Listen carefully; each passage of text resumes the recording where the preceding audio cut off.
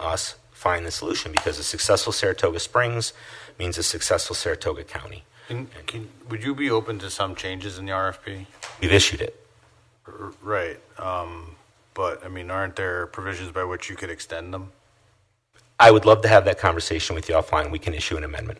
No, I think addendum. we're just saying we're all on board. Yeah, if here. there's We're something all working specific you want together to get talk this through, solved. I don't want to do it right here. Well, I mean, we're having the conversation now. It just the big one for me is just the date. June 10th seems like a very short amount of time for response. It is within the realm of what's acceptable. It's usually a 3-week response on an RFP. Okay, it's just that the other problem is that there's no location provided, and it says of the choice by the city, to which I'm unfamiliar with a location that's acceptable to us. That's part of the offer. Well, I understand that, but those two things are components to which I think are problematic. I had multiple conversations about how to address this, and we move forward with the RFP structure the way it is with intention. Okay.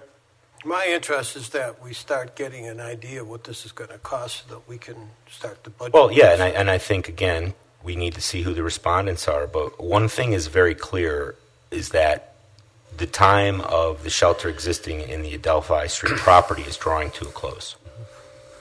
That is a fact. And with that, I think the inaction faced with that reality is also part of the motivation behind the letter that was written by Rise, because you're between a rock and a hard place. You got to throw your hand in the air and say help, and sometimes you got to say it loud because the issue is that important. And yeah, and again, I would like to formally thank them for everything that they have done to date. Prior to stepping forward and helping us with the homeless issue, they've been a provider of mental health services and housing throughout the county.